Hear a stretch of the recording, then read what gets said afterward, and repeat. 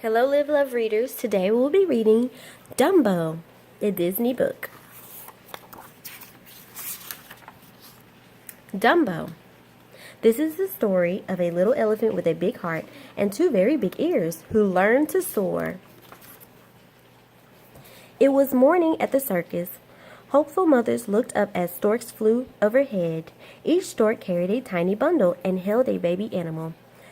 Miss Jumbo sighed as she watched the happy mothers cuddling their babies. "Oh dear, I did so hope there would be a bundle for me," she thought. A stork flew into Mrs. Jumbo's railway car and dropped a large bundle. Inside was a baby elephant. "Jumbo Jr. is what Mrs. Jumbo named him. Look at him," cried the elephants excitedly. "Isn't he a darling?" Just then, Mrs. Jumbo baby sneezed. Out flapped two enormous ears. The other elephants gasped. Then they began to giggle. "Aren't they funny?" said one elephant. "Dumbo," said another.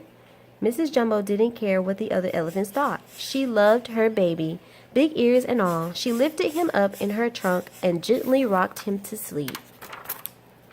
That night, the circus train stopped and all the animals climbed out.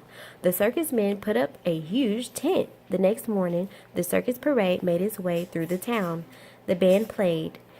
The clowns and animals marched down the street as the people clapped and cheered.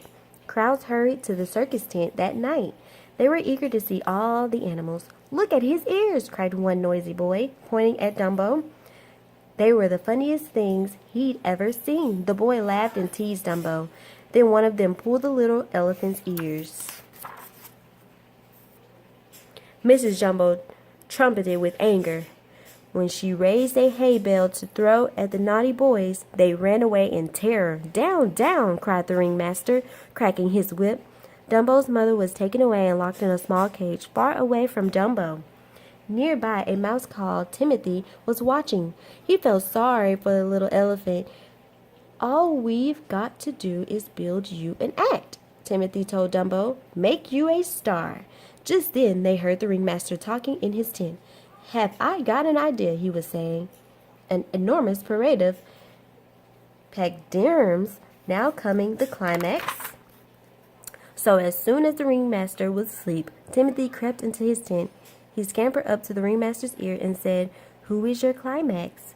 "The little elephant with the big ears, Dumbo." "Dumbo?" muffled the ringmaster. "Dumbo!"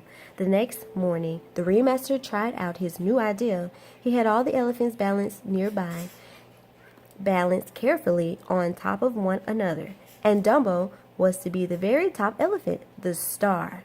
But when Dumbo ran to jump onto the top elephant, oh no! He tripped over his big ears and bumped into the pyramid. The elephants crashed to the ground and the whole circus tent fell down around them. Bump, bump, bump.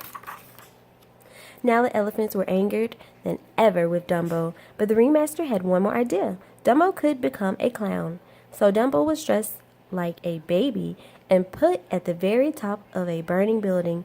The other clowns playfully pretended to be firefighters. They sprayed Dumbo with water and held a hoop for him to jump into. Poor Dumbo was terrified, and he jumped.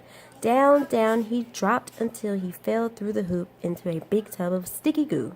The audience cheered and roared with laughter when Dumbo landed in the goo. But Dumbo was not happy at all. "We're going over to see your mother," said Timothy to cheer up Dumbo. Dumbo and his mother were overjoyed to see each other. Mrs. Jumbo put her trunk through the bars of her cage and cuddled her son, singing a lullaby, but all too soon it was time for Dumbo to go. Dumbo cried a little after seeing his mother. All he wanted was to be with her. Once he lay down to sleep, he began to have the strangest dream. In the dream, he was blowing bubbles. Soon the bubbles looked like elephants that danced and flew. The next morning, Timothy tried to convince Dumbo that he could fly just like a bird. He said Dumbo's ears were so big they were like wings. Dumbo wasn't so sure, but he trusted Timothy. He would try to fly.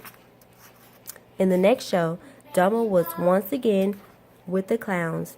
He wanted him to leap from the burning building, but this time Timothy had given a bird feather to Dumbo. Timothy said it was a magic feather that would help him fly. Holding it tight, Dumbo got ready to jump. It worked. Dumbo and Timothy soared through the air, but halfway to the bottom, Dumbo lost his grip on the magic feather. Without it, he couldn't fly. Him and Timothy were falling. With the wind whistling past as they sped toward the ground, Timothy quickly told Dumbo that the magic feather wasn't real. He didn't need it. All he had to do was believe in himself. "Open those ears!" Timothy cried. "You can fly! You can!" Dumbo took a deep breath and began to clap his ears as fast as he could. Suddenly, Dumbo was flying. He didn't need the feather after all. The ringmaster was amazed. He watched Dumbo swoop over the tub of goo and soar past the cheering crowd. Dumbo was a star. Before long, Dumbo was famous all around the world, just as Timothy had said he would be. Crowds flocked to the circus to see Dumbo, the amazing flying elephant. The ringmaster released Dumbo's mother and gave her a special train card of her own, and Dumbo and his mother were very happy. The end.